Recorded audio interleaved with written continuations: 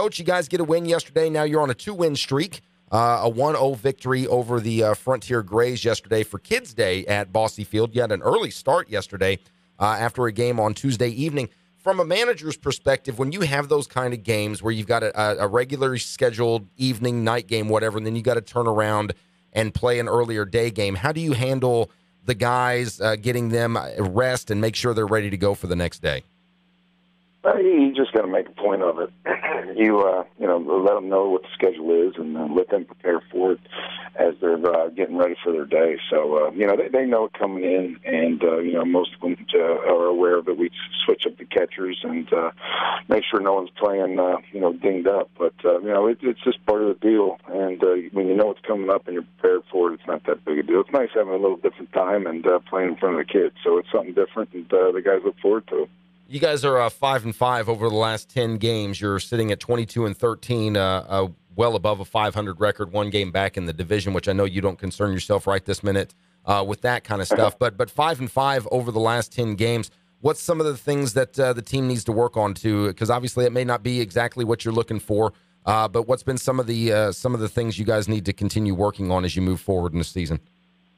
Well, we made some moves in our bullpen. I wasn't real happy with how our bullpen, the in-between innings, the 6th and 7th, getting from the starter to the back end of the bullpen. So we made some moves there and made some additions. We'll be signing another player today to help in that area. But, overall, I'm very happy how the guys have played. Yeah, this isn't the best baseball we've played all year, but, we're working towards improving on that. So, offensively, we're in a little bit of a slide, but I think we came out of it the other night with a 10-run game. And, yesterday we just got a well-pitched game by Trevor Walsh, and I can't give the starters enough credit for keeping us in these ball games where we can eke out a run and come away with a win. So they've done a great job for us all year. The back end of the bullpen with Connor Little and Blake Monar and Edgar Lopez have all done a great job for us. So I just wanted to address some of the middle-inning bullpen jobs and, get back on track offensively. But, just staying steady, not getting too high and low, but kind of like how we're playing, but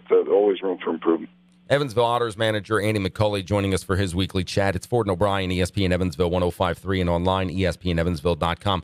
You've got a guy on your roster, Coach, that I wanted to get your thoughts on. John Schultz, who is currently sitting with, he's first in franchise history with 12 triples, second in walks with 100, fourth in doubles at 40, and sixth in hits at 208. This is a guy that you were the only one to give him an opportunity after he was released by the Marlins Class A club back in 2012. What is it about John Schultz? What did you see in him then, and how has he progressed since bringing him on board? It's his third season with the team. Yeah, I think John would have had plenty of opportunity. I may have been the first and just talked his ear off to get him here. So he was a career 300 hitter with the Marlins organization. I saw that where he's from is Berks County, Pennsylvania, which has a long history. I'm from that area, so I know the long history of Berks County baseball. Also, Shane Houck's from that area. So I was very familiar with his background. Obviously played at Pitt and then with the Marlins organization. And one of my old hit coaches was his hit coach with the Marlins. So it was something that jumped out at me, his numbers, let alone the recommendation of the Marlins hit coach that recommended them, and just a great conversation from the first point on. I think it was a little shell shock, at least with the numbers he had, but it happened to all of us, where you're told you got to move on. But and then from there, just getting to know him personally, getting to know his what he's about and what he wants to do with his career was just exciting to see. He's really led my clubhouse. He's led me on the field and off the field. He's just been a quality kid in a good situation here in Evansville. So I think he's one of the cornerstones of turning the franchise to where we are now, compete for league and a championship every year. He's one of the key guys. Well, and I'm sure it's nice from your perspective as a manager when you've got turnover in a roster like minor league sports in general do, to have a guy that's been here with this team. And he made a comment to the Evansville Courier and Press in an article that was written about him, I think, late last week, where it feels like Evansville's become his second home. I would think that that's an opportunity for you as a manager to lean on him when you bring some of these new guys in that are unfamiliar with the Evansville area. He can almost be like your ambassador to some degree. Oh, there's no doubt. I've called John on many occasions in the off season, asking him about players, not only with the Marlins organizations, but maybe someone he crossed paths with in the Amphi and Sally leagues. And asked him about current players that we had on the team last year, how he was in the clubhouse, this and that. So he's definitely someone that I reach out to and lean on as far as the goings on in the clubhouse, and different decisions, as far as what I make, not just personnel, but what we feel about doing, different drills and this and that. So he's definitely, someone I heavily rely on as far as that kind of stuff goes. But yeah, absolutely. And as far as a recruiting tool, if I'm, kids on the fence or doesn't know anything about Evansville, I'll certainly have John call him and tell him, what he does and what he thinks of the situation that we have here in Evansville. So now he's been a cornerstone in the last 3 years, and it is something to say for the front office and Mr. Bussing, making Evansville a great place to come and play. You guys get the third of the final game of this series against the Grays later on this evening. First pitch scheduled for 6:35 as you guys look to get the sweep. What needs to be done tonight to make that happen before you hit the road and go take on the Crushers this weekend? Well, it should be a good matchup. We have Ephraim Nieves throwing for us, one of our top starters, and they have their top starter going today, a kid named Krause, who is getting looked at heavily by a number of organizations. I got a number of phone calls on him already on both the guys throwing tonight. So we'll see.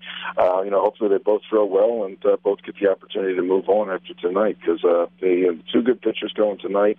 We're going to have to eke out a run and scratch for a run. We need to get healthy a little bit. There's a little bug going through our clubhouse, and also some dinged injuries with some of our players. But we just need to eke out a couple of runs. Hopefully Ephraim Nieves can hold them down and get out a win and hit the road. But, it should be a good game tonight, 6:30 tonight at Boston.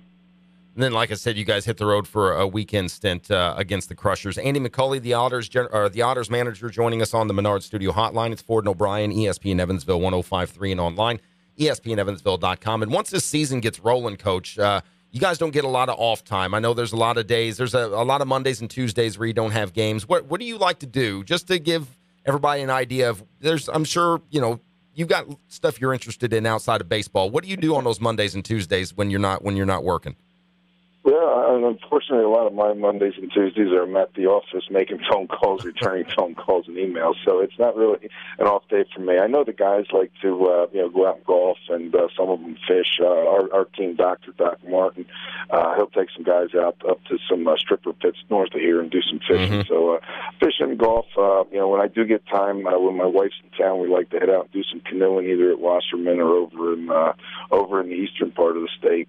But most of my off days, I'm usually at the yard, either doing laundry or returning emails. But I know the guys like to get out and do some golfing and some outdoor stuff and some summer stuff. Barbecuing's always fun, but we don't get a big chance to do that. So just sitting around a barbecue and cooking some food is always a nice treat for an off day. Well, you got to eat, as opposed to the fast food that we eat all summer. Yeah, you got to eat, and I'm sure it probably takes quite a bit to fill up a team full of baseball players, would be my guess. Well, best of luck. Best of luck tonight in that final game. Hope you guys can get that sweep against the Grays, and then through the weekend you fare well against the Crushers, and then we'll talk to you again next week. Sounds great. Thanks for your time, fellas.